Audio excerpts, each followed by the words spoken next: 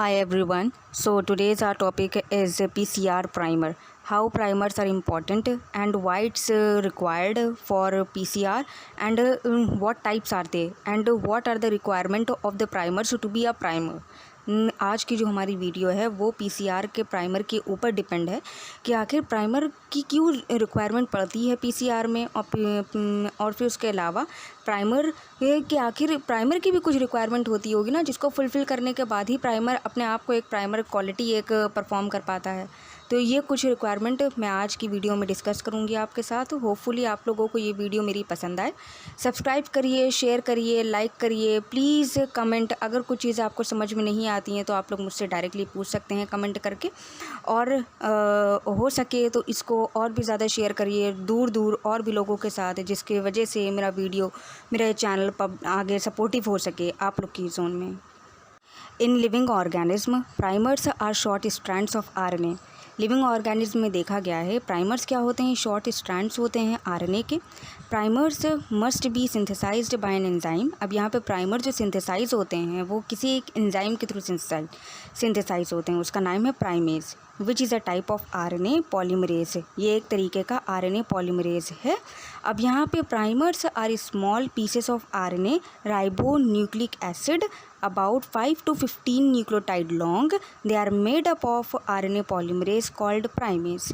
वही चीज़ मैंने आप लोगों को जो समझाई है उसको मैंने इंग्लिश में भी बोला है और हिंदी में भी बोलने की कोशिश करिए, जिससे आप लोगों को ये कायदे से समझ में आ जाए। और उसके अलावा मैंने यहाँ पे लिखा भी है कुछ चीज़ें आप लोगों के लिए कि प्राइमर होता क्या है। अब primer is a short synthetic oligonucleotide. उसको ऑलिगोन्यूक्लियोटाइड क्यों कहा गया, क्योंकि ये कुछ बेस पेयर लॉन्ग होता है, that is about 12 to 13 base pair long, that provide a starting point for the DNA synthesis. जो स्टार्टिंग पॉइंट प्रोवाइड करवाता है डीएनए की सिंथेसिस के लिए, विच इज़ यूज्ड इन कई मॉलिक्यूलर टेक्निक्स में प्राइमर की ज़रूरत पड़ती है, जैसे पीसीआर हुआ या फिर डीएनए की सीक्वेंसिंग करवाने के लिए, जैसे नेक्स्ट जेन सीक्वेंसिंग हुई, या फिर और भी हम लोग डीएनए सीक्वेंसिंग के बारे में जो पढ़ चुके हैं उसमें हम लोगों को सीक्वेंसिंग करवाते वक्त प्राइमर की ज़रूरत पड़ती है। और पीसीआर के वक्त तो ये इम्पॉर्टेंट ही है प्राइमर। बिना प्राइमर के पीसीआर परफॉर्म होगा ही नहीं, तो पीसीआर में प्राइमर की बहुत ज़्यादा इंपॉर्टेंट है। और यहाँ पर उसकी डिफिनेशन भी मैंने आप लोग को दे दी है, तो इसको आप लोग लर्न करने की कोशिश करिएगा। In PCR primers are of two type, forward primer and reverse primer.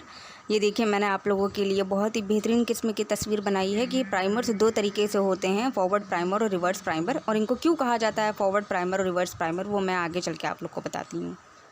अब यहाँ पर मैंने आप लोग को जैसे बताया है कि पीसीआर में ज़्यादातर दो प्राइमर्स इस्तेमाल होते हैं, एक फॉरवर्ड प्राइमर और एक रिवर्स प्राइमर। प्राइमर जो बाइंड हो पाते हैं एंटीसेंस डीएनए स्ट्रैंड से डीएनए के, उसको हम लोग फॉरवर्ड प्राइमर कहते हैं। और ऐसे प्राइमर से जो बाइंड हो पाते हैं सेंस स्ट्रैंड से डीएनए के, उनको हम लोग रिवर्स प्राइमर कहते हैं। It's bind to the template strand of the DNA to synthesise coding strands.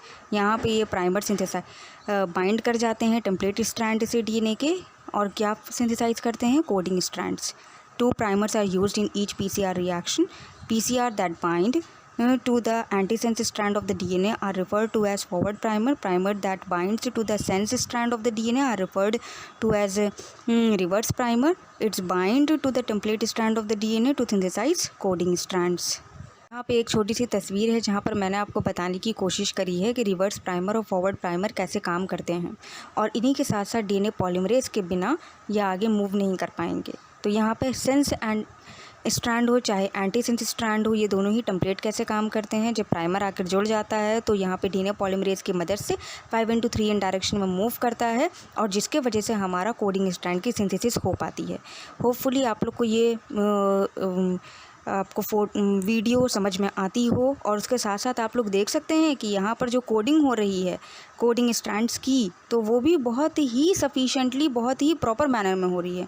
मतलब कि GC और AT GC का फॉर्मेशन हमेशा ही रहेगा, और ये कभी गड़बड़ाता नहीं है। इनकेस अगर गड़बड़ हो गई तो डीएनए पॉलीमरेज ही रिस्पॉन्सिबल होगा उसको सही करने। अब यहाँ पर मैं आप लोगों के साथ फॉरवर्ड और रिवर्स प्राइमर की कुछ प्रॉपर्टीज़ आप लोग के सामने शेयर करने जा रही हूँ। पहली प्रॉपर्टी ये है कि इनकी लेंथ जो होती है कि वो 20 न्यूक्लियोटाइड से ज़्यादा नहीं होती है, और 3 एंड पे हमेशा GC रिच सीक्वेंस पाए जाते हैं। ये आप लोग देख सकते हैं यहाँ पे कि कायदे से यहाँ पर ये दिखा भी रहा है। और उसके अलावा यहाँ पे GC कंटेंट जो होता है वो 50% होता है का पूरे प्राइमर के एक प्राइमर में।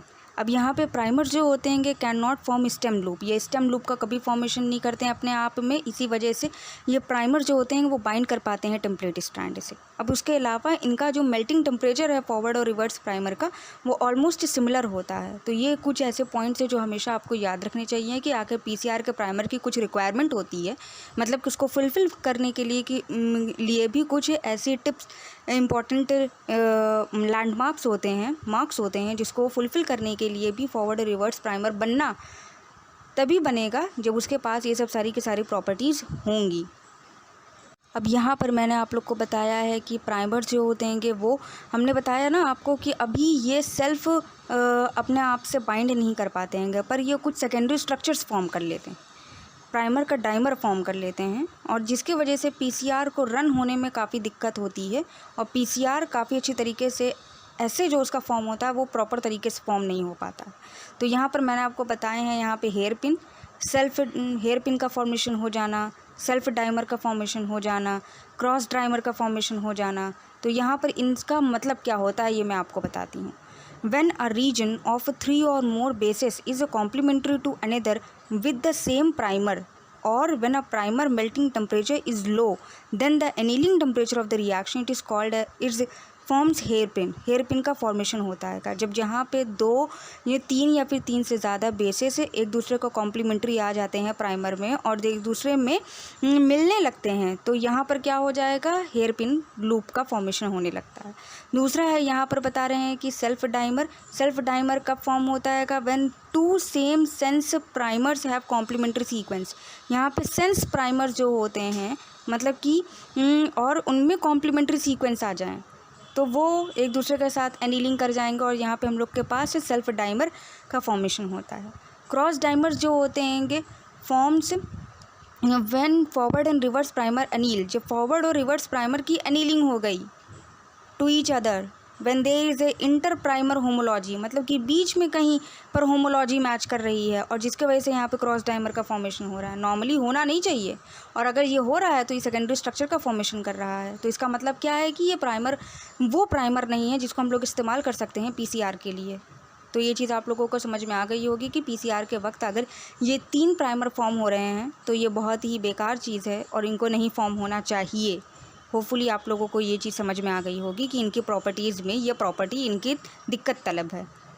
अब यहाँ पर मैंने आप लोग को बताया है कि प्राइमर को डिज़ाइन करने के लिए कुछ टूल्स आते हैं, तो उनके पास भी वो टूल्स ऐसे नहीं काम करेंगे। उसके लिए भी उन टूल्स में हम लोग को कुछ पैरामीटर सेट करने पड़ते हैं कि आगे प्राइमर की लेंथ कितनी होनी चाहिए, मेल्टिंग टेम्परेचर कितना होना चाहिए, GC कंटेंट कितना होना चाहिए। अगर वो रिक्वायरमेंट हम लोग नहीं डालेंगे, उसकी प्रॉपर्टीज़ नहीं फुलफ़िल करेंगे तो वो प्राइमर बनेगा नहीं, वो प्राइमर ना ही इस्तेमाल हो पाएगा फिर PCR के लिए। तो टूल्स आप लोग देख सकते हैं कि यहाँ पर प्राइमर ब्लास्ट के नाम से है, जो US national centre for biotechnology information इस्तेमाल करता है। दूसरा है प्राइमर 3+, जो कहाँ से बना हुआ है, वो है बायोइन्फॉर्मेटिक्स ग्रुप ऑफ वेगेनन यूनिवर्सिटी।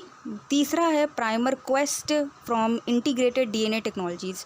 तो ये ऐसे टूल्स हैं जिनको बनाया है एक पर्टिकुलर कंपनी ने और इसको इस्तेमाल कर सकता है कोई भी। होपफुली आप लोगों को मेरी वीडियो समझ में आती होगी और आगे भी आप लोगों को अच्छी लगेगी। Thank you. होपफुली मेरी वीडियोस आप लोगों को अच्छी लगती होंगी, पसंद आती होंगी, और मैं चाहूँगी कि आप लोग इसको सब्सक्राइब करें, जिसकी वजह से मेरे चैनल की पब्लिशिंग और अच्छे से हो सके, और उसी के साथ साथ मैं आप लोग के साथ और भी वीडियोस शेयर कर सकूं, जिसके वजह से आप लोग की नॉलेज और भी ज़्यादा इन्हेंस हो सके। होपफुली आप लोगों को ये चीज़ पसंद आती होगी मेरी वीडियोज़ की, और मैं आगे पूरी कोशिश करूँगी कि आप लोगों को और भी बेहतरीन से भी बेहतरीन वीडियोज़ मैं बना सकूं, जिसके वजह से आप लोग हमेशा मेरी वीडियोस देखें जो नॉलेज बेस्ड होती हैं। Thank you.